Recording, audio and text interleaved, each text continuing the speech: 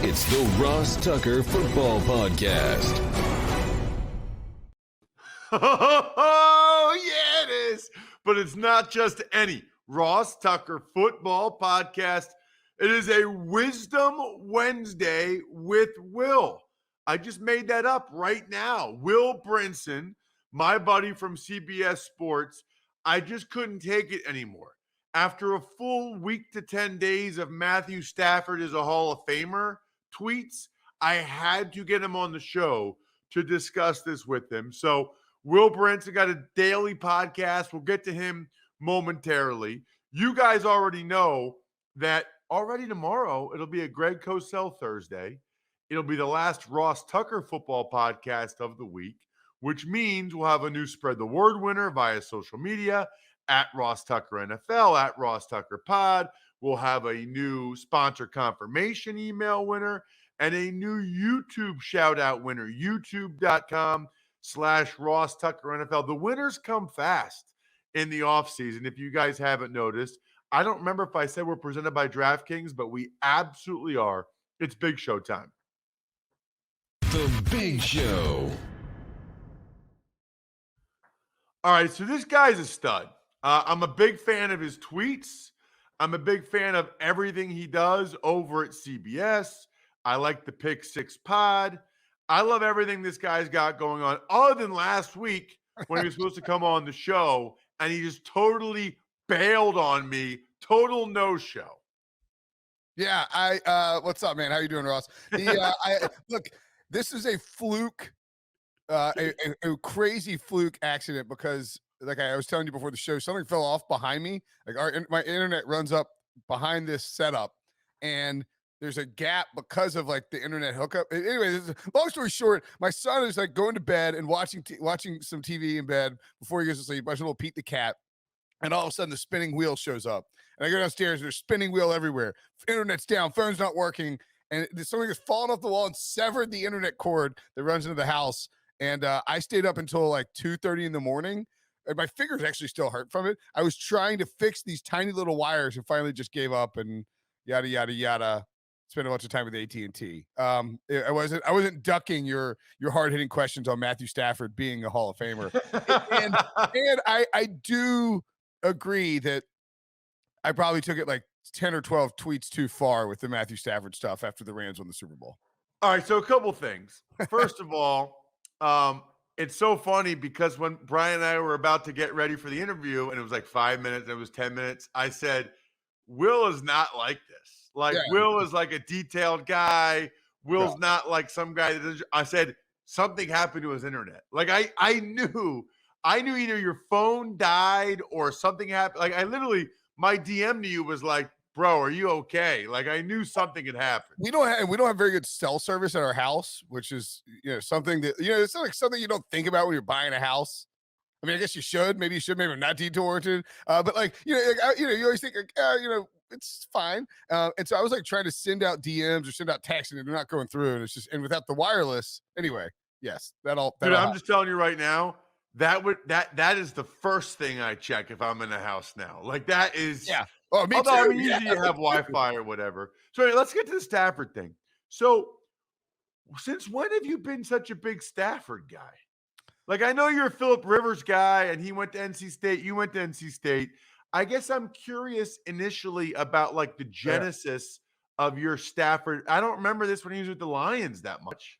Yeah. I mean, I think the thing with there's not a whole lot to tweet about with the Lions, right? This is not that Phillip Rivers won these Super Bowls, but the Lions were just, never really involved in it at all. I just always loved Stafford. Thought that I know the phrase arm talent is overused, but the dude has some of the best physical skill sets in the game. I've interviewed him a couple times. I interviewed him his rookie year, and I think he just comes off as a genuine and personable guy, Southern guy. So, dig that too.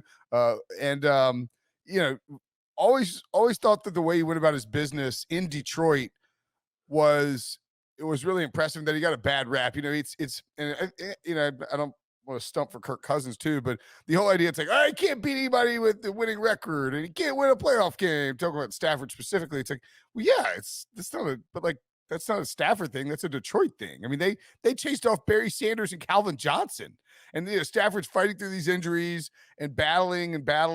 And, even when this team is dead in the water, he's still out there, playing with a bum shoulder in week 17. And then even how he handled the trade too. He didn't make a big stink out of it. He didn't leak stuff out through his agents, and he easily could have done that and got what he wanted. Instead, he went to the team and said, "Hey, man, I think I put in my time here. Would you guys want to trade me? I can't do this anymore, folks. Like, I'm going to go Stafford. I'm going to go Sanders or Megatron if you don't help me out here." So I've talked to him several times. In fact, before games, he is an awesome guy. He is a very genuine guy. Somehow we were talking about like childcare for his kids because I don't know. That's what we were talking about. Oh, Because you saw was it Tracy Wolfson? Who was it? It was an Edie Kinkle-Bala was talking about. She took a photo. She was like, there's some technical difficulties. So Stafford and I, shot the bleep about kids for like infants for like 10 minutes. So he just, he's just a guy. He's like a dad, Yes, exactly. All right. So I'm going to give you like sort of a blank slate here, open canvas to state your case for why you believe that Matthew Stafford is a Hall of Famer. So I think it is important to note that if Matthew Stafford walked away from football right now, that it would be a really, really difficult case to make because at the end, and I still think he can get in, but at the end of the day, you have I realize that I don't think Pro Bowls matter, but it's a counting stat, just like passing yards are, and he has one Pro Bowl. He has no All Pro seasons, as Richard Sherman reminded me. And then you have, he has the Super Bowl. His numbers are such, though, Ross, that I think that if he plays 3 or 4 more years with the Rams and, his age and performance and, modern medicine and all that, how long these guys play dictates that should be a pretty easy thing to do. And he's largely healthier those 3 or 4 years. And the Rams are a good football team. I don't know that he has to get another Super Bowl. Certainly another Super Bowl would cement it. But I think the 3 or 4 years, just the way that his numbers are going to add up over that time span. And it also would help, like I think he's going to get in the conversation as a top 5 quarterback if he's playing as well as he did last year, even with the 17 interceptions, 41 touchdown passes. You have Rodgers leaving soon. Brady's gone. It's sort of changing the landscape of the quarterbacks. I think that this sort of golden age for Matthew Stafford, where he lands on this, talented Rams team with great weapons, a good defense, a smart coaching staff. And I realize some of that is in flux, but it sounds like they want to, run it back for 2022.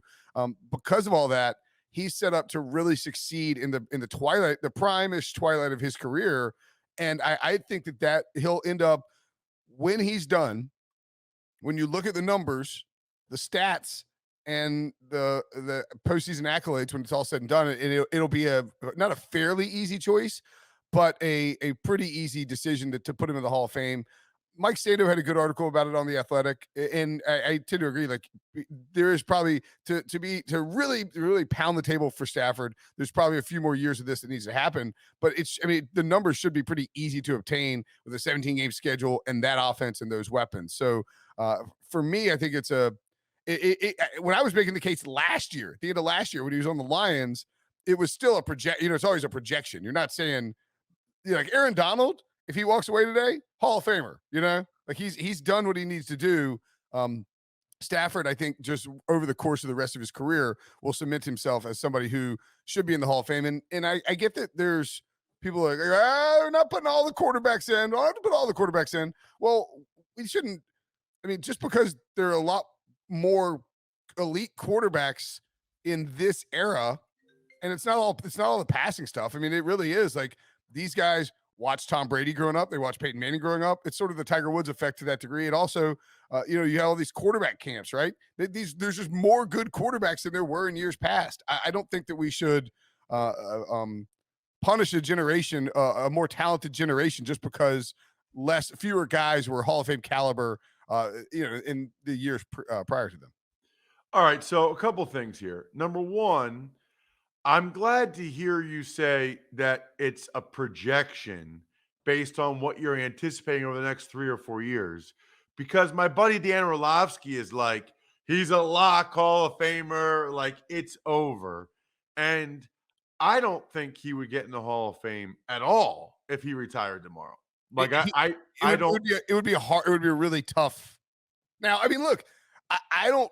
I mean, you just saw the class that just got in, right? I mean, don't get me wrong, Tony Baselli. You know, we like to give Pete Briscoe a hard time about it, but Baselli's a Hall of Famer. You know, he's an elite player at his position. I mean, and I'm not knocking these guys. I'm just saying that the way that the Hall works with timing sometimes is very tricky with who can end up getting in and the politics involved and all that. But I tend to agree that if he retired today, it would be a really, really tough uphill battle for him to get in. Yeah. So let me ask you while we're on that, because I know this one is near and dear to your heart. Yeah, Is Phillip Rivers a Hall of Famer in your mind? I think so. You know, I think that when you look at the 2004 class, all three of those guys, Big Ben is a no brainer, right? Oh, let me ask you this. Let me ask you this. This is we talked about this on the Pick Six pod, and Ryan Wilson he's a Steelers fan, so he got so mad at me when I suggested this. Big Ben and Tom Brady retired the same year. Assuming that Tom Brady doesn't come back and play for 14 more years with the 49ers or something, does Big Ben get in on the first ballot Hall of Fame? Because I think that the voters like to use the first ballot, second ballot. And they're like, oh, it doesn't matter which ballot you're in. You know, you're in. It doesn't matter if you have to wait 16 years or 5 years or whatever it is. They're like, you're in. But I think they like to utilize the first ballot, second ballot mechanism to separate players at similar positions. Like I if I recall correctly, didn't they, like, Kurt Warner was going to get in, but then Favre was eligible, so they pushed Warner back a year, even though he's, you know, one of the faces of NFL Network, and they, like, all those guys have gold jackets. I think they've decided. To answer your question, I think they've decided to make a first ballot Hall of Famer a thing. Yes. Meaning, I think that they probably realize DeMarcus Ware was one of the 5 best candidates this year. Mm-hmm. But He's they not don't a think first ballot he's Hall a of Famer. first ballot Hall of Famer like Lawrence Taylor or Reggie White or Aaron Donald. And they looked at how long it took guys like Kevin Green and Chris Dolman and whoever to get in. And they're like, listen, DeMarcus Ware is not a cut to the front of the line guy. Right. He's a Hall of Famer, and he's probably a second-year Hall of Famer, but we're not giving him the label first ballot Hall of Famer. Peyton Manning is cut to the front of the line. Tom Brady, cut to the front of the line. So that's my question is, and it's like, if you put Tom Brady in, if you put Tom Brady and Big Ben at the same time, you know, I mean, you could argue that it's like, you know, you're like taking away from Brady. You could also take away, you're just completely overshadowing Big Ben, you know, by virtue of having to. Big Ben might prefer to go in the next year. Right, exactly. But here's the thing, like, to me, if you start to say like Phillip Rivers is a Hall of Famer, then I love Phillip Rivers too. But then I start to get to like, okay, are we just saying anybody that was a starting quarterback for 12 plus years and was a top 10 quarterback for most of that time? Like, are we just putting all of those guys then into the Hall of Fame? Because to your point about Baselli, like, Baselli was 1 or 2 at his position, a really important position for 6 years, right? Whereas Matthew Stafford, let me ask you this. Matthew Stafford, I'll start with that one. Then we'll go with Phillip Rivers. How many years in his career do you think Matthew Stafford was a top 5 quarterback in the NFL? Yeah. No, this is the argument. This is the argument all the time, and that's okay. It's a good argument, because I do think that you want to be a top 5 player at your position. I would say that if you look at Stafford, if you look at the advanced stats, you could probably force 2. There's definitely one there. Like, he was like a top 5 guy. He's probably 5th in DYAR at Football Outsiders. Here's my counterpoint. is that, and this is, and maybe this is plays into your point, but I tend to think like these guys, Phillip Rivers and Matthew Stafford, spent their entire careers with Drew Brees, Peyton Manning, and Tom Brady playing, and Aaron Rodgers for the most part, so. And I understand it's like, well, if you want to be the best, if you want to be the greatest, you got to beat that. We're talking about, when you talk about Brees, Rodgers, Peyton, and Brady, that's 4 of the 10 greatest quarterbacks of all time. So, like, very rarely was there an opportunity to be a top 5 quarterback. It wasn't like well, how many guys did you just name? 3 or 4? 4. Rodgers, Brady, Brees, and Manning. That's 4 of the top 10 quarterbacks of all time. Right. All basically playing at the same time for a really obnoxiously long time in the case of Tom Brady, right? And so I realized that it's like, well, you want to be the best, got to beat the best. But if all 4 of those guys are playing at the same time, in most hard to be a top 5 guy. Most years, you really there's 2 slots, right? Maybe 3 slots to be a top 5 guy, and you always have we mentioned Ben. You had Favre. Like, I'm just looking at 2007, right? 2007 passing leaders: Tom Brady, Drew Brees, Tony Romo, Brett Favre, Carson Palmer. Peyton Manning wasn't even a top 5 quarterback in terms of passing yards in 2007. I'm pretty sure he was the MVP that year. No, the problem is, by the way, little bit about the Stafford stat thing, and even Phillip Rivers, is I feel like when they're up for the Hall of Fame, people are going to see the projections for Josh Allen and Mahomes, and I think they're going to start to think, well, is it really that impressive? Because these other guys might even blow these guys out of the water. Yeah, it entirely possible. Patrick Mahomes needs 31,000 passing yards to catch Matthew Stafford, though. That's so you got to remember. Let's say Stafford retires 5 years later. Let's say even if he's averaging, basically Mahomes has to average 5,000 passing yards over 5 years, which is plausible. It's not insane. To really to even make up significant ground while Stafford is waiting for the thing. And the other thing too is like, so Peyton Manning, and not that Peyton Manning is. We don't have to discuss Peyton Manning or whether or not he's worthy of the Hall of Fame or it's a quick 2-minute discussion. But my point being is that with Manning, nobody says 1.5 times Super Bowl winner, right? Even though he limped to the finish with that, he didn't. He was integral to the team in 2015, but it wasn't. They didn't win the Super Bowl because Peyton Manning was incredible. He got benched for Brock Osweiler. He's still a 2-time Super Bowl winner, Peyton Manning.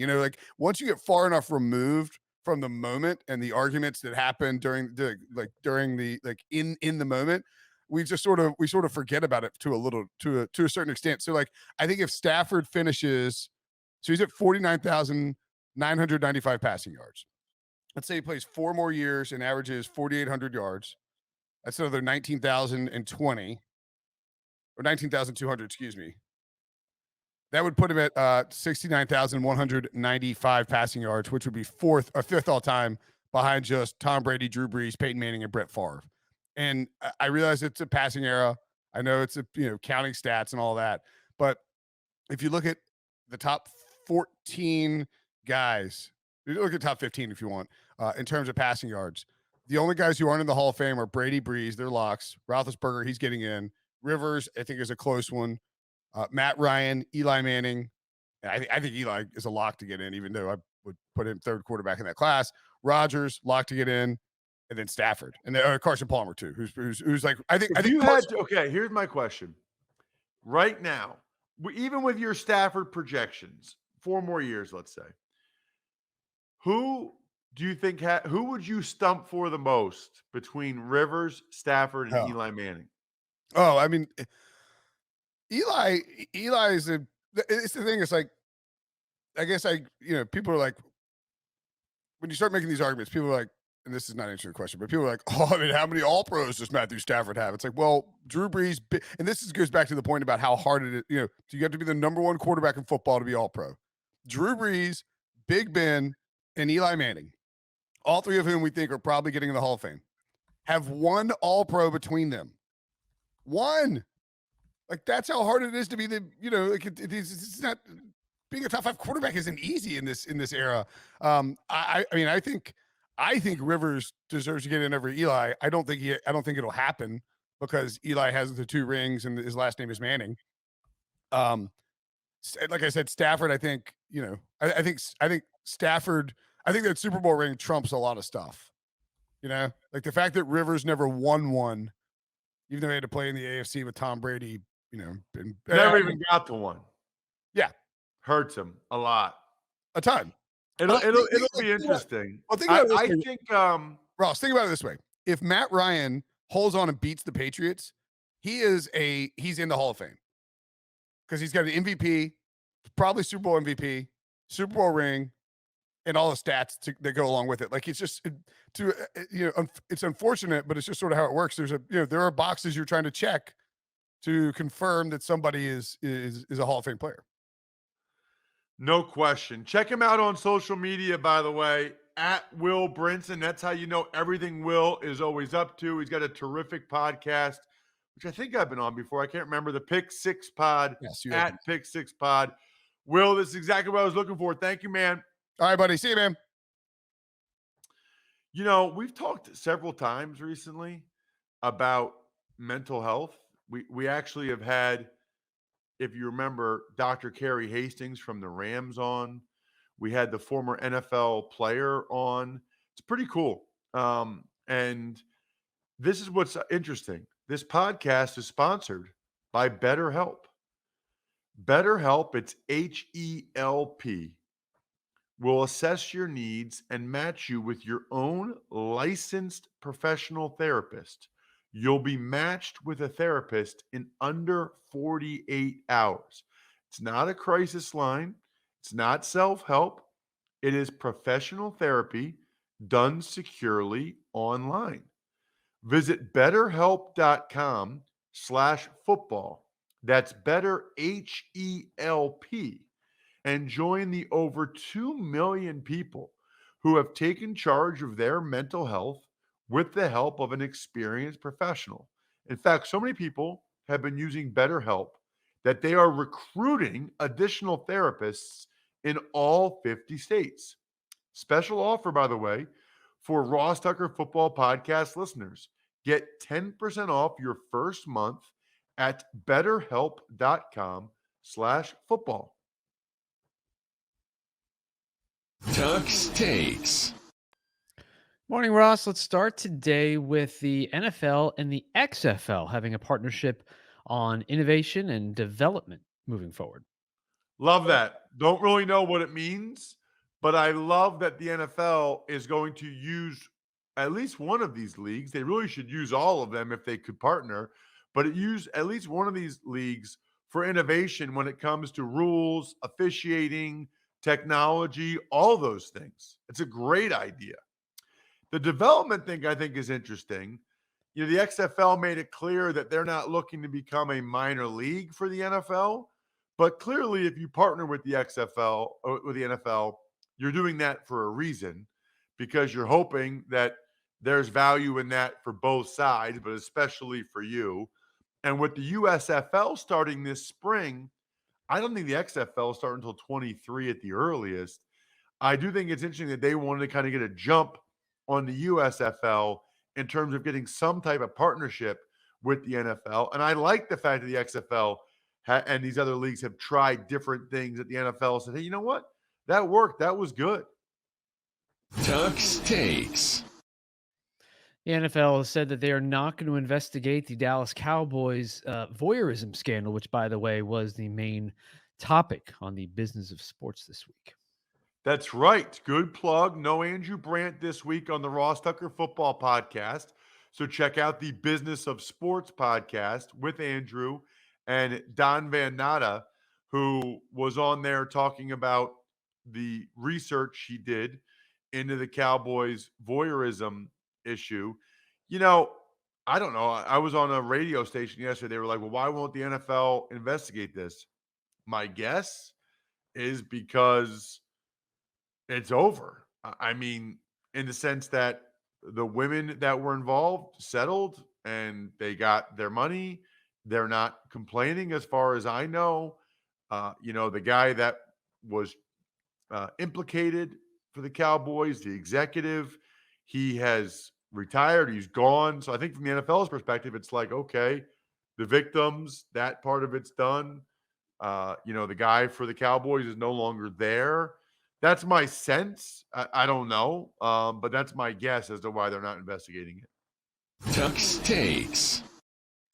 Next week's NFL Combine had a bubble, and now it doesn't. What are your thoughts? Well, we'll talk about this more next week on the College Draft podcast, which I highly encourage you guys to listen to or watch. A lot of people listen and watch the Ross Tucker Football Podcast, Even Money. Would love to see more of you check out the Fantasy Feast. Such an awesome way to look at football, even if you're not a diehard fantasy person. And then the College Draft Podcast, man, we had Chad Reiter on from NFL.com yesterday. He and Emery, that was fantastic. Talking about their process, where they start the evaluation process, even getting the names of the prospects.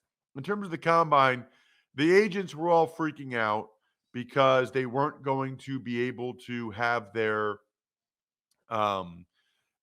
trainers and pre-combine instructors with their clients because the combine was not letting them in because of COVID concerns. But they finally just said, okay, you can be with your trainers or whatever before your events.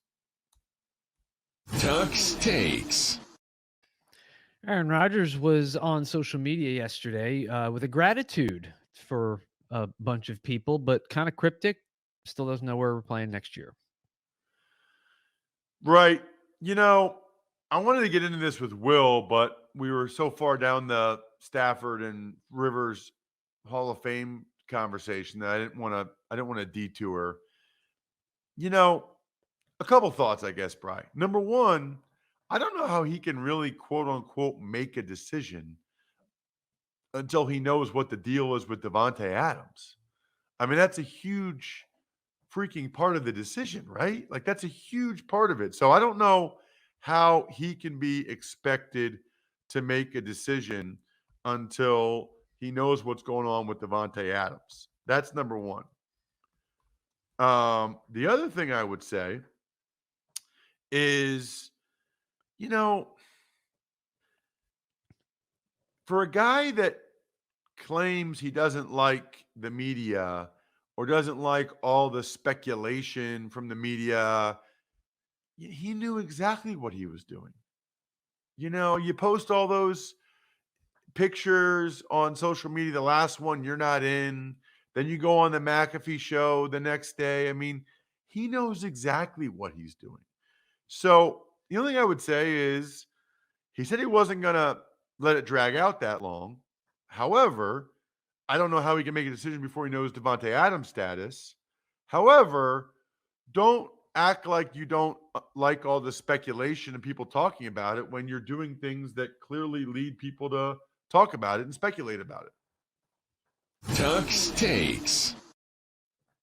A judge ruled that Houston Texans quarterback Deshaun Watson can be questioned under oath in 9 of these civil cases. Don't really know enough about that, Bri. I mean, that's probably an Andrew Brandt one for next week if we have Andrew on. Doesn't sound good for Deshaun Watson, but I don't know. I never know. They say that, and then, I mean, honestly, it just makes it seem to me like it's more likely he will settle those cases before he has to go under oath so that he doesn't have to go under oath. Tuck's takes. And finally, after 4 seasons in Kansas City, the Chiefs cut Anthony Hitchens. That's going to save him about $8 million in cap space. Right. They've got other guys. Bolton had a really good rookie year. They've got other guys. They need to save cap space for other people.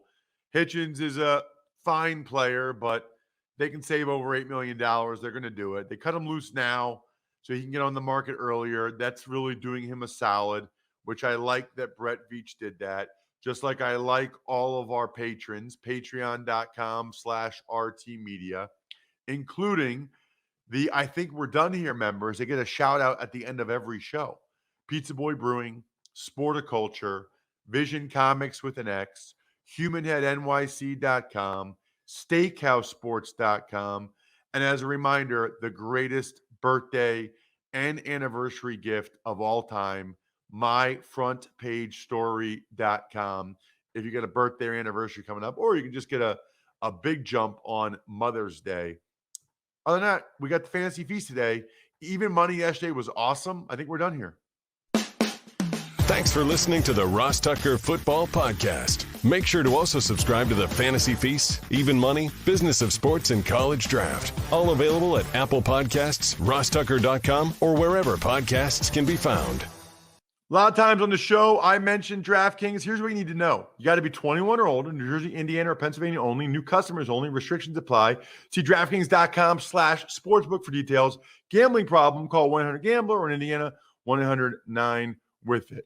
By the way, if what I was talking about included a deposit bonus, doesn't always, sometimes it does.